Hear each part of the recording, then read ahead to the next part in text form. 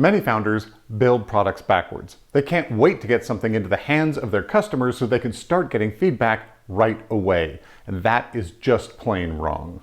But don't take my word for it. I recently talked to Chad Perry, a highly experienced fractional CTO, about his experiences and the advice he gives to the founders he works with. And I'll put a link to his bio down in the description. We talked about what to do first, when to finally hire developers, the value of mockups, do's and don'ts of outsourcing, and much more. This will be valuable to anyone who needs to build technology for their startup. And frankly, that's almost all founders. If you're struggling with fundraising, strategy, or messaging for your startup, I can help. Get on my calendar, head over to ftb.bz/boost and set something up. Chad, welcome to Feel the Boot. Thanks, Lance. So I think let's start off by just having you share with the audience just a little bit about who you are and why we're talking to you today. Well, thank you. My name is Chad Perry, and I'm a fractional CTO. I have a background in enterprise software engineering. I started coding a long time ago when I was 14 years old, and I just ended up getting into shareware and started doing startup advising in the late 90s before that was cool. Saw the first internet boom and went through that, and then after college decided to start a software company that eventually became focused on enterprise e-commerce. My old business partner is still running that day to day. I'm still on the board of advisors, but I have since moved on to working with more early stage startups and really helping founders get through the first really critical steps in building a tech startup or a startup that has a significant tech component. So you're working with a lot of early stage founders. What are the most common questions or issues that they come to you with? So I would divide that into two categories. Really, there's the founder that comes to me after they've just really made some common but unfortunate mistakes and wasted a lot of money. I've talked to founders before sometimes who've burned through their life savings. It might be a few $100,000, or they reverse mortgage their house or whatever. And typically, that is because they were very product focused, and typically entrepreneurs are very visionary, and so they're thinking, okay, I just need to get a product done, and I need to get it out the door and try to get some traction with it. And so they go to the first software developer, the first cheapest software developer they find, and typically that's offshore somewhere. That might be India or Ukraine or wherever it happens to be. And we can talk more about that. There's really nothing wrong with that as long as it's done in the right context. But so that's one category of developers. They've already kind of crashed and burned, and they've learned some unfortunate lessons. Then the other category is they're just getting started and they just don't know what they don't know. And so typically, in my situation, I'm working with non-technical founders who they have experience in their field of knowledge. They have domain experience.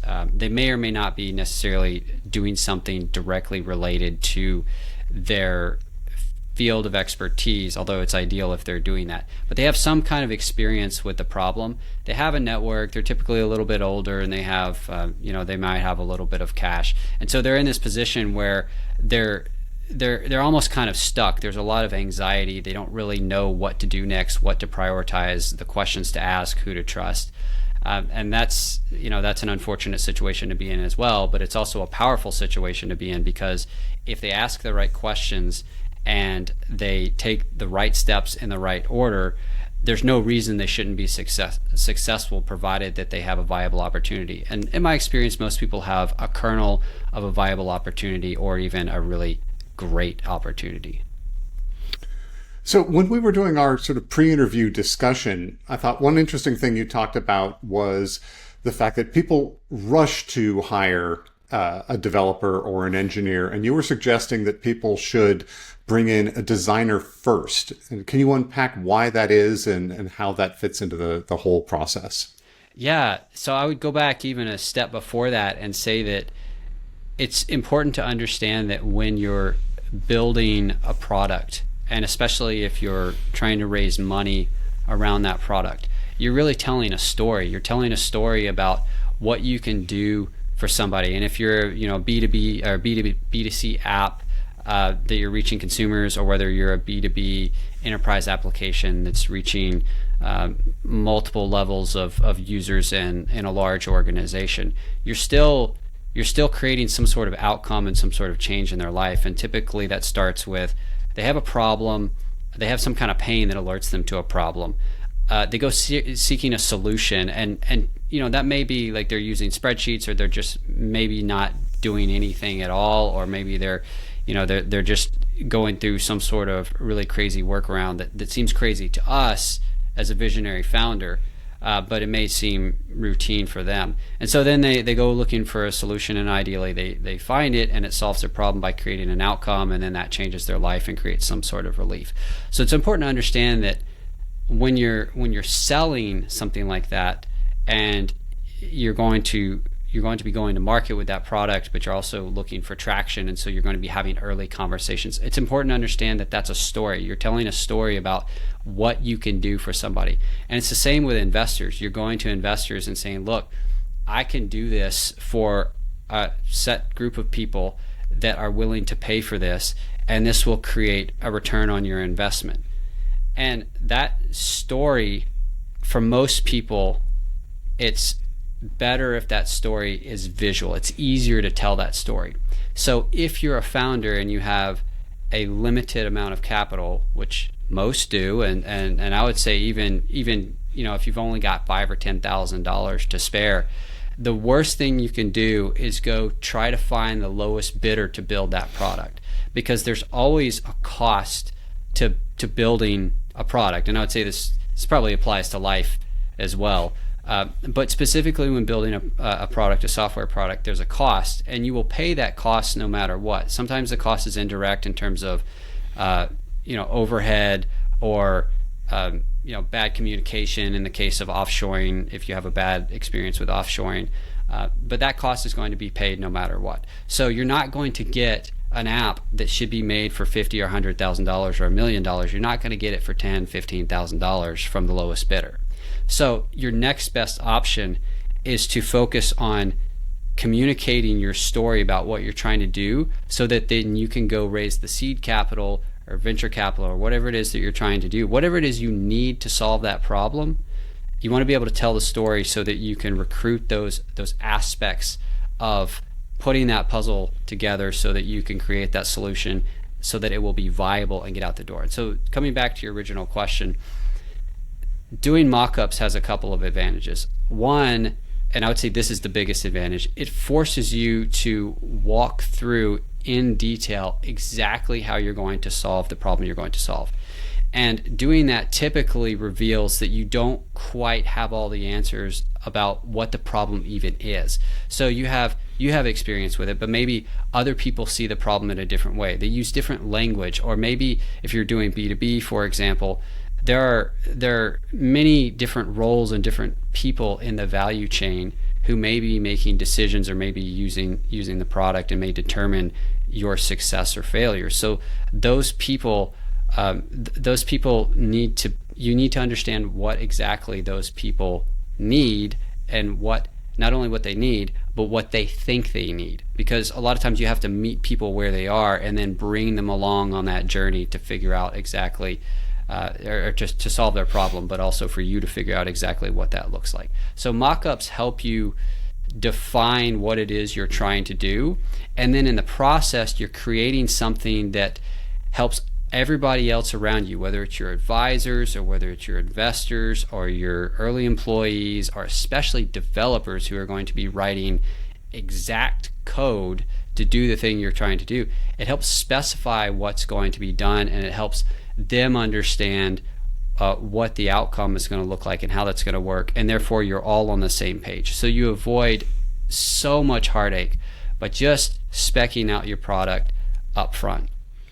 Yeah, I've certainly seen that, where very few people have the discipline to write a really complete specification of the software that they want to build, down to all the sort of details that kind of automatically come out when you're building a mock-up like that, where you can't avoid the fact that, oh yeah, we do need a button to do that. We need to be able to move from here to there. We need to have something that supports this, minor aspect of what you're doing. But yeah, it requires all of that. And you mentioned a couple of times working with the developers and outsourcing, and that's already come up a couple of times. And outsourcing can be a huge complication for a lot of companies, and often it doesn't go very well. Can you speak to what your sort of best practices and recommendations are around how to make that a successful outcome?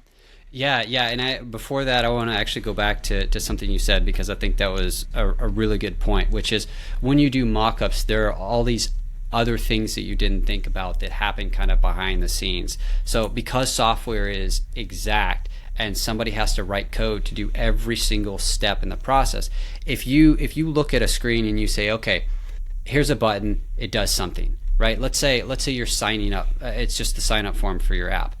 Well, when you click that button, if you ask the question, what happens? There's multiple things that happen. Not only are you registered in the system, but you receive an email that confirms that. Or it might be a multi-step process where you have an email and maybe you have a payment, and what happens if the payment doesn't go through. And so there are all these nuances that complete the picture of how you solve the problem. And so getting back to your question, one of the things that I would say the biggest problem I see with outsourcing, and this is less of a concern with nearshoring, but more like offshoring when you have, and this is from the perspective of an American, but when you have a cultural difference, a significant cultural difference, and you have a language difference, even though you may be able to both speak English, a lot of times those nuances get lost. And especially when you go outsource something, and I'm going to specifically make the differentiation between outsourcing as a whole. I think is a good approach, because you don't have developers in-house, and you don't know how to manage developers, and you don't have a lot of money. So you want to go pay somebody who has all of that expertise, already spun up, and they're experts in what they do. And so that's outsourcing. But specifically within outsourcing, you have offshoring and you have nearshoring. Offshoring would be, from an American's perspective, would be halfway around the world. In India, nearshoring would be more like South America, Latin America, so on your same time zone, and more similar from a cultural perspective. So the reason that offshoring, I think, doesn't work for a lot of entrepreneurs is that they don't take into account all of these nuances. So they don't go do mock-ups. They go to the offshore developer and they say, and a lot of developers do have UI people who are on staff who can do UI mock-ups. But there's a difference between going to an offshore or an outsourced provider who is incentivized to complete that as fast as possible and take shortcuts on the discovery process of defining what you need. So there's a difference between doing that and working with a UI designer to take the time to get your specs in place and figure out what you're doing, and then going to a developer and potentially using their UI person to do more downstream tasks, like additional screens or additional mockups, whatever it may be. So I think I got a little off track there, but I think that's it in a nutshell. Yeah, how do you recommend that people work with those teams to make sure that you stay in alignment? I've certainly heard a lot of cases where, and it often is a cultural thing, that the contractors don't want to give you bad news. They don't want to tell you when things are, slipping off schedule, or when they're having intractable problems solving some kind of bug or technical issue, and making sure that you actually get something that works well, that delivers the values that you're trying to get. What are your suggestions for how to manage that process? Yeah, so that comes down to being very careful and very clear about expectations. And so the first thing I would recommend is a cadence. So you want to have some sort of, you can call this agile, you can call it sprints, you can call it whatever you want, but make sure that there's a cadence of checking in and holding your developers accountable. And this is going to be true whether you find a local freelancer or whether you work with an outsourced provider. But you want to have that ideally, I would say, weekly check-in, and it would be, typically that would be at the beginning of the week. You have maybe you review some things that happened last week, and you set priorities for this week, and then at the end of the week you review the progress. It really just depends. Sometimes you can do one check-in or whatever it needs to be. But there's part of that is understanding that when you look at a lot of situations with outsourced development, especially offshore, they try to go fixed bid. And this is what I was talking about with, if you're on a limited budget and you go say, okay, like I need something developed, I need an app developed for $10,000 or even 25 or even 50, whatever it may be.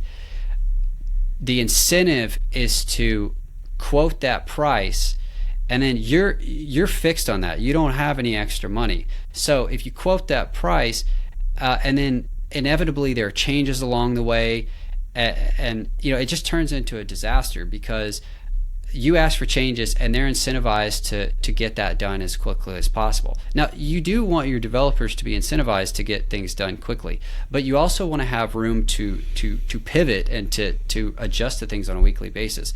So going back to the mock-ups, I'm not suggesting that you mock up this, just the world's best solution and you say this is what it's going to look like in 5 years, because you definitely don't want to do that, because you definitely don't know. What you want to do is you want to get to the essence of the problem that you're trying to solve and the minimum necessary solution to solve that problem. So this is not counter to Agile. This is not like let's do waterfall and let's spec everything out to the nth degree. This is what is minimum necessary to solve the problem. Let's spec that out to the degree necessary to expose any potential things that any gotchas or any things that we may have missed. And then as you go through this process of development with a developer on a weekly basis or whatever your cadence is, you're going to have the opportunity to say, oh, well, we actually missed this. So what does that mean for us? Well, it means that we either take a shortcut here, which sometimes is necessary, and because we are resource constrained, or we take the time to do this another way, which may add 2 or 3 weeks. But if you're doing that on an incremental basis, on an agile basis, you are able to adjust as you go, and you're not fixed to this final outcome for a fixed price. I like what you're saying about really focusing on that minimum product, right? The minimum viable product. We always talk about that in the startup world. But the fact that as soon as you get out there, you will discover things are going to change. You'll realize what you got wrong in the first version. So trying to design that kind of perfect app that you'll have in 2 years is a fool's errand because you're wrong. That wasn't the perfect app. You are definitely inevitably wrong. So what's your advice to founders when they're thinking about bringing an in-house team or bringing in a technical co-founder, assuming they're not able to do it themselves, versus working with some kind of nearshore or outsourced or offshore kind of developer to put together these? And when does each one of those make more sense? Yeah, that's a tough question. I mean, I would say there's no real easy answer, but I would say it really comes down to your budget and what kind of resource you can find locally to compare this to. So if you said, I'm going to hire a freelance developer, maybe remote in the United States, or maybe I found somebody, maybe you live in Austin and there's an abundance of these kind of developers. So now you have a choice. You go, okay, well, I can pay full rate for a freelance developer, or I can outsource, and there's a whole spectrum of outsource, or there's a whole tier of pricing, right? There's you could end up paying the same amount you would for a stateside development company. So just because you nearshore doesn't necessarily mean you're going to get a cost advantage, but typically you do. So when you're looking at the alternative to outsourcing of hiring a local developer, the biggest problem that I've seen is what happens is they're still trying to get that cost advantage. So they go find a junior developer, and this may be inappropriate. By the way, this may be an appropriate solution. Maybe they find a junior developer who's not only at the lower end of the market rates, but also is maybe willing to provide a little bit more of a discount in exchange for equity. That's a tricky situation, because typically what I see is founders go into that thinking, well, this person will become my CTO. But a developer is not a CTO, and we can talk about that more, but there's all kinds of considerations with a CTO that does not just come naturally from a developer's experience. So if you do find somebody locally, you need to make sure that you are clear about what you're trying to get out of it. If you're just trying to get out of it a developed solution, that is fine. If you can find a cost-effective developer locally, I would say that is your best bet, because you're going to be more closely culturally aligned, no language issues, very minimal time zone issues. But if you're thinking this person is going to lead the technology side of the business and help me grow, chances are that's not going to actually work out. And I really like what you said about the hiring someone thinking that they'll be your CTO. And actually a while back did a whole episode talking about the danger of giving some of your early hires and early team members kind of inflated titles that they may or may not be able to live up to, just because they're the only person in there. But why don't you talk just a little bit about, I think, especially for non-technical founders who may not be familiar with these roles, what is the difference between sort of a lead developer, a senior developer, and that CTO role? So I would say at a minimum, a developer is going to be somebody who has the coding experience, or maybe if you're willing to be patient and handhold somebody, maybe you're just really good at identifying talented, hungry people, and you find somebody who's young and who's able to build. So that's one aspect of it, is can they write code? And like I'll tell you, for just as an example, for me, I always used code as a means to end. I was very creative, and I liked to build things, but I'm not the kind of guy who's going to write. I'm not the kind of coder who's going to write the world's best algorithm. Typically, I hear founders talking about things like they're worried about, well, are we writing something that's scalable, and are we writing something that's robust and all of that? And those are, in my opinion, premature concerns. So there's a spectrum of developers. There's developers who just can write applications, and that's typically what you want to find. You don't want to find a highly specialized developer who's going to cost you a lot of money, because if they are highly specialized and they don't cost a lot of money, then there's something else you're missing there. And I don't know what that is, but typically that's not going to work out for you. So you want to find a general developer who is familiar with various popular coding languages and tech stacks, and we can talk about tech stack too, because that's another question I frequently get.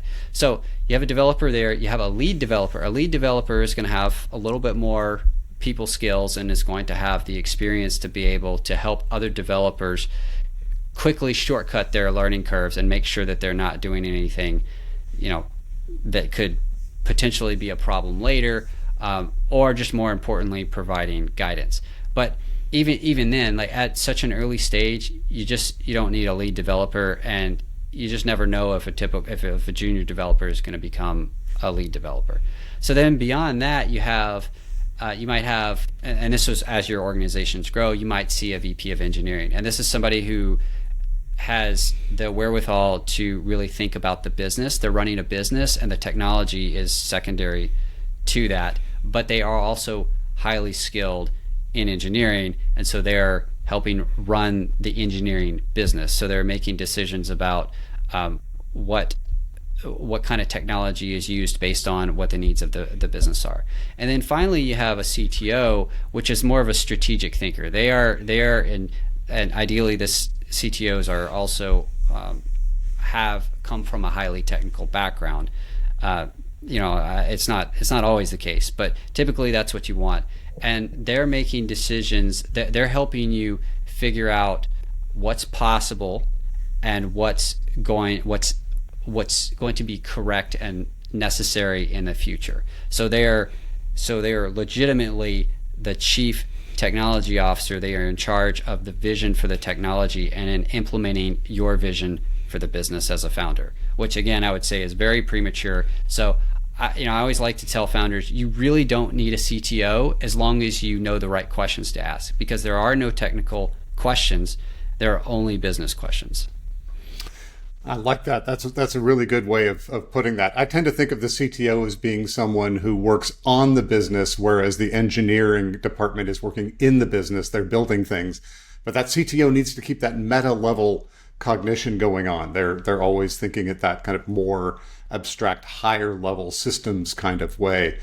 But you just brought up something really important, I think, which is a lot of non-technical founders in particular can get very deer in the headlights when they're working with technical developers, outsourced people. And they also I think, are really worried about getting kind of bamboozled or snowed by them in some ways, that the person is going to throw a whole bunch of technical terms at them and they'll just kind of end up agreeing with them or nodding along because they don't want to look stupid and they don't really know how to push back or argue with that. So how do you suggest, especially non-technical founders, kind of approach that problem?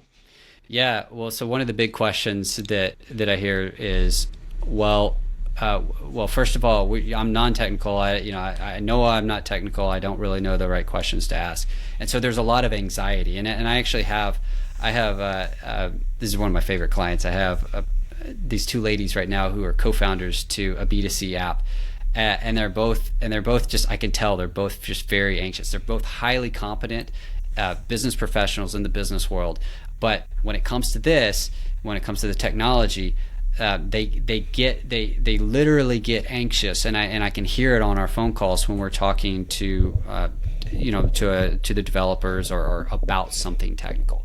So there's, again, it's helpful to have an advisor or somebody like me or you or somebody there to help frame the right questions. But if you don't have that, the first place to start is thinking about, okay, if there's a technical decision to be made, let's walk it down the path until we get to, so why is this important? And let's keep asking that question until we get to the point of talking about what's important to the business. Because ultimately, anything you're trying to do on the tech is driven by what you're trying to do in the business. So a very common one is, well, I don't know what tech stack to use, and I've got these developers, I've talked to 2 or 3 different development companies, and they're all recommending different tech stacks, and one's JavaScript, and I don't know, I don't see .NET in the startup world a lot, but it could be .NET, it might be Java, and it might be, well, let's use React or React Native, or let's make a native app versus a non-native app, and that can be very intimidating, and rightfully so. So the question is, what impact does this have on the business? And since you don't have a going concern yet, because you're a startup and presumably you don't even have traction yet, now ideally by the time you start having these conversations, you have mock-ups and you've gone to a lot of your potential customers, and you've started to get some sense of what your traction is going to look like. But assuming you've had those conversations, the question at hand, for example, would be, what tech stack do I need? Well, how does that impact the business in terms of my ability to find developers? How does that impact the business in terms of my cost? Because those things are going to be things that stick with you for the next couple of years. Now, you will end up rewriting your tech stack and your product probably multiple times if you're as successful as I hope you are. But the next couple of years are critical. And especially as you look to start transitioning to, okay, I've used an offshore or an outsource provider. Now I want to bring this in-house. So you need to be thinking about your ability to find developers. And so a developer, an easy developer to find would be a developer who has developed expertise in a very common programming language and a very common stack. And so if you go do a search for, top programming languages and top tech stacks, that'll very quickly give you an idea of what the appropriate answers are to that question. It's, well, okay, how easy is it going to be to find developers if it's way down the list and it's something really obscure, versus if it's something that that every developer knows, and therefore you're going to be at a lower price point as well.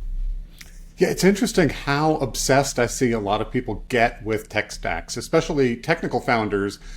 they always talk about the tech stack in their pitch deck as though somehow that was of significance to me as an investor, as opposed to, do you have people who know this? Well, then probably use that, because people are already familiar with that. So how do you see this applying to sort of less technical businesses? So I see a lot of founders who feel that they fundamentally don't have a tech business. What do they need to be thinking about? Well, the first thing I would say is, if you don't think you have a tech business, then you're probably behind. Because regardless of if you're just starting out or if you have an established business and you're trying to keep up, technology begets productivity. The whole point of technology is to be productive. And if you don't have a technological advantage, at a minimum, you're just status quo. So you're using, maybe third-party tools. Everybody uses Office and Google and basic, project management and stuff like that. But there's other things like CRMs, and then there's email marketing tools, and there's all kinds of stuff.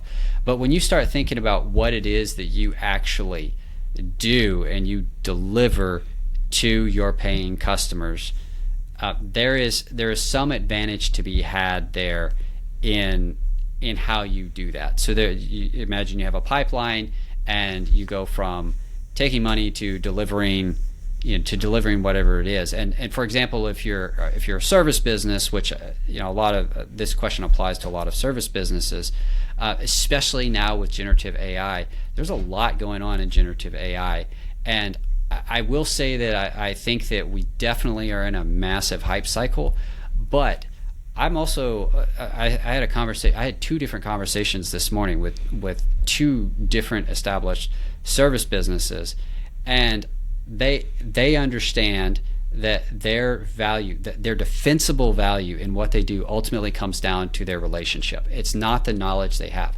However, they do have accumulated knowledge that for the time being has not been and is not easily baked into something like a large language model that can basically be like a Chat GPT, except specifically focused on your topic of expertise. So at a minimum, you need to be thinking about what it is that I do that is routine, that can be replaced immediately, or will be capable of being automated. And the best place to start there, if you're non-technical, is to go find technical people and just have a conversation with them. This is what I do. What do you think?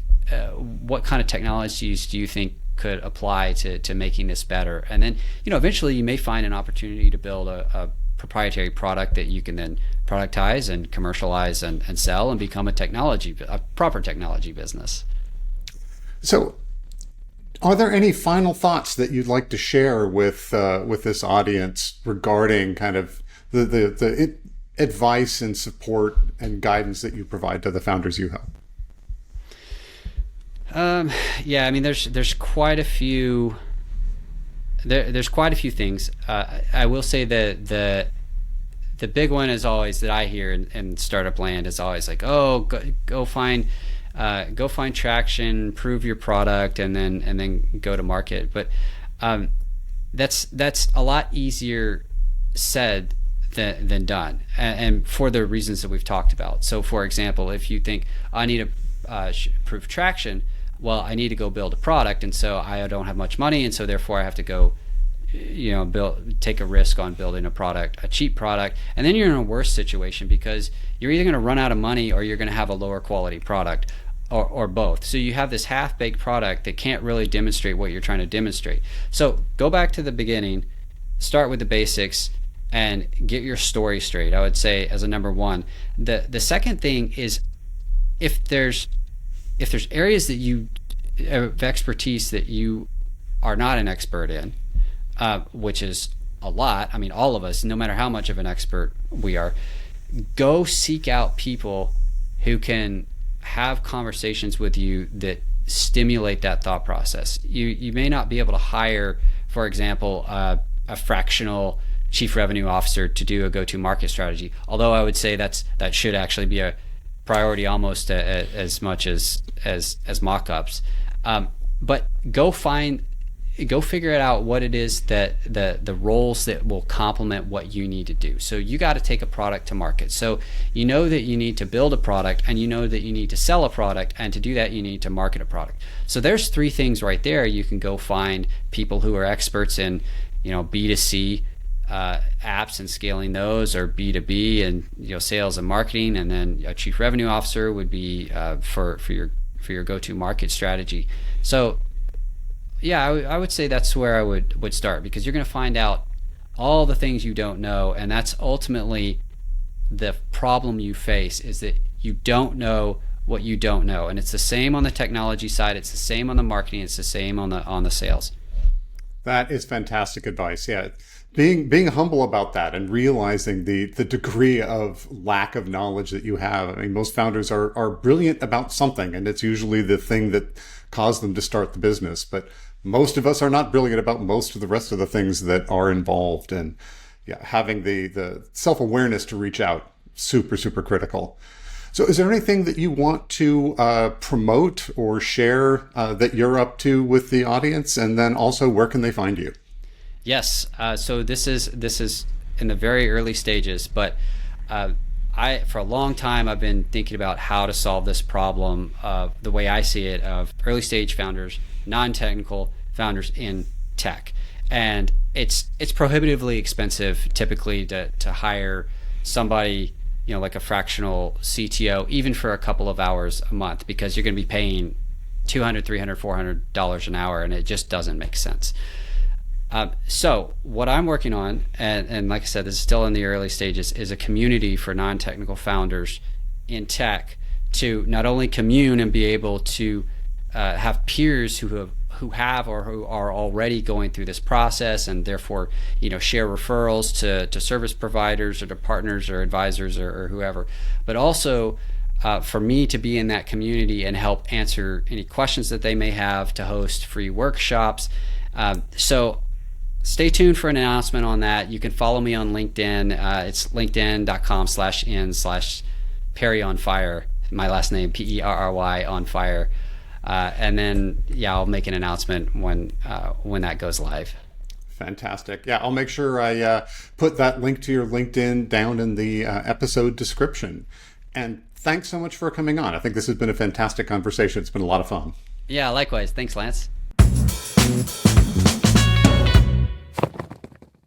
Thanks for watching. If you found this useful and interesting, please do the usual. Like, subscribe, and ring that bell.